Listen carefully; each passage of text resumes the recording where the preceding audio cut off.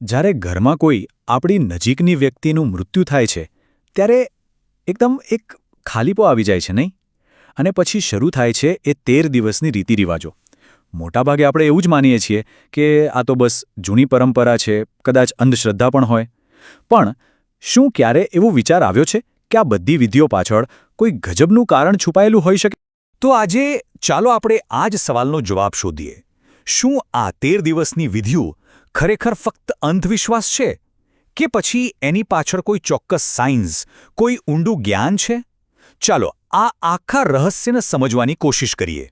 જુઓ, આ વિધિઓની પાછળનું વિજ્ઞાન સમજવું હોય ને તો પહેલાં એ સમજવું પડે કે જ્યારે કોઈ વ્યક્તિ શોકમાં હોય ત્યારે એના શરીર અને મગજ પર ખરેખર શું અસર થાય છે. કારણ કે સાયન્સ એવું કહે છે કે શોક એ ખાલી એક ઇમોશન નથી, એ એક ફિઝિકલ ઘટના છે. વિચારો કે જ્યારે આપણે કોઈ આપણા પ્રિયજનને ગુમાવીએ છીએ ત્યારે આપણું મગજ જાણે કે કામ કરતું બંધ થઈ જાય છે. એકદમ ધૂંધળું. નાનામાં નાનો નિર્ણય લેવો પણ પહાડ જેવો લાગે. શરીરમાં સ્ટ્રેસ હોર્મોન્સ, જેને કોર્ટિસોલ કહેવાય છે, એનું તો જાણે પૂર આવી જાય છે. અને એના લીધે શું થાય? આપણી રોગપ્રતિકારક શક્તિ એકદમ નબળી પડી જાય છે. સીધી વાત છે, આપણું શરીર અને મન બંને એક મોટા આઘાતમાં સરી પડે છે.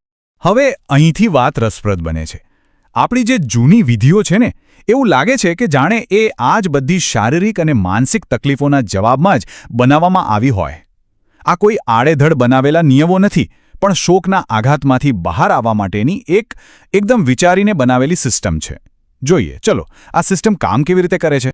તો સૌથી પહેલા વાત કરીએ અગ્નિ સંસ્કારની. આપણી સંસ્કૃતિમાં તો અગ્નિને એક પવિત્ર તત્વ માનવામાં આવે છે. એવું કહેવાય છે કે તે આત્માને શુદ્ધ કરે છે અને મુક્તિ અપાવે છે. પણ આ આધ્યાત્મિક કારણની સાથે સાથે એની પાછળ એકદમ પ્રેક્ટિકલ સાયન્સ પણ છે. અગ્નિ સંસ્કાર કરવાથી શું થાય? જે પણ બેક્ટેરિયા કે વાયરસ હોય એ નાશ પામે છે. રોગચાળો ફેલાવાનો કોઈ ડર નહીં. મતલબ કે જે વિધિને આપણે આત્માની મુક્તિ સાથે જોડીએ છીએ એ ખરેખર તો એ સમયની એકદમ અસરકારક પબ્લિક હેલ્થ સિસ્ટમ હતી. સારું, વિધિઓ પછી હવે આવીએ ખાવા પીવાની વાત પર. આપણે બધાએ જોયું જ હશે કે શોકના દિવસોમાં ઘરમાં એકદમ સાદું જ જમવાનું બને. બસ ભાત, શાક, કદાચ લસ્સી. કંઈ તીખું, તળેલું નહીં. પણ આવું કેમ? શું કામ આટલી સાદગી? તો આ કોઈ સજા નથી હો, એની પાછળ પણ પાક્કું વિજ્ઞાન છે. જુઓ, જ્યારે આપણે દુઃખમાં હોઈએ ત્યારે આપણું પાચન તંત્ર એ પણ ધીમું પડી જાય છે. એટલે જો આપણે હળવો ખોરાક ખાઈએ તો શરીરને એને પચાવવામાં વધારે મહેનત નથી કરવી પડતી. અને બચેલી બધી એનર્જી શરીર ક્યાં વાપરે છે? આપણને શારીરિક અને માનસિક રીતે ઠીક કરવામાં. સ્માર્ટ છે નહીં? ઓકે, તો હવે આપણે આવીએ છીએ આ આખી વાતના સૌથી મોટા સવાલ પર. બધું બરાબર, પણ 13 દિવસ જ કેમ? 10 નહીં, 15 નહીં, બરાબર 13. આ 13 દિવસનો સમયગાળો એક સંપૂર્ણ સાયકોલોજીકલ હીલિંગ પ્રોસેસ કેવી રીતે છે? ચાલો આ પ્રાચીન માસ્ટર ક્લાસને સમજીએ. આજનું મોડર્ન સાયકોલોજી શું કહે છે ખબર છે?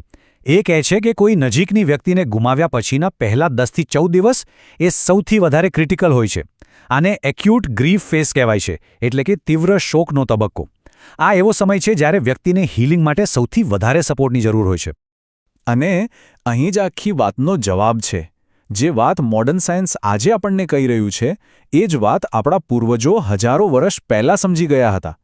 આ 13 દિવસ એ બીજું કંઈ નહીં પણ એ જ એક્યુટ ગ્રીફ ફેઝમાંથી પસાર થવા માટેની એક આખી સિસ્ટમ છે, એક માળખું છે. આ છે આપણા પ્રાચીન જ્ઞાન અને આધુનિક વિજ્ઞાનનું પરફેક્ટ કનેક્શન. આ આખા 13 દિવસને આપણે એક સાયકોલોજીકલ જર્નીની જેમ જોઈ શકીએ. પહેલા 1 થી 3 દિવસ એ છે આઘાતનો સમય, જ્યારે આખો સમાજ ભેગો થઈને સપોર્ટ આપે છે. પછી 4 થી 9 દિવસ એ દુઃખને સ્વીકારવાનો અને મનન કરવાનો સમય છે. દિવસ 10 થી 12 વ્યક્તિ ધીમે ધીમે પાછી સમાજ સાથે ભળવાનું શરૂ કરે છે. અને છેલ્લે 13મો દિવસ એ ઊંડા શોકનો અંત અને એક નવી શરૂઆતનું પ્રતીક છે. જુઓ, આખી એક પ્રોસેસ છે. તો આ બધી વાત પરથી આપણે શું તારણ કાઢી શકીએ? કદાચ એ જ કે હવે સમય આવી ગયો છે કે આપણે આપણી પરંપરાઓને ખાલી જૂના રીતિરિવાજ ગણવાનું બંધ કરી દઈએ. કારણ કે આ રિવાજો એ ખાલી નિયમો નથી, એનાથી ઘણું વધારે છે. આ બધી પરંપરાઓ અને વિધિઓ એ હકીકતમાં એક પ્રકારની સોશિયલ ટેકનોલોજી છે. હજારો વર્ષના અનુભવ પછી બનેલી એક એવી સિસ્ટમ જેનો એક જ હેતુ છે: માણસને એના જીવનના સૌથી ખરાબ અને મુશ્કેલ સમયમાં શારીરિક, માનસિક અને સામાજિક રીતે સાજો થવામાં મદદ કરવી.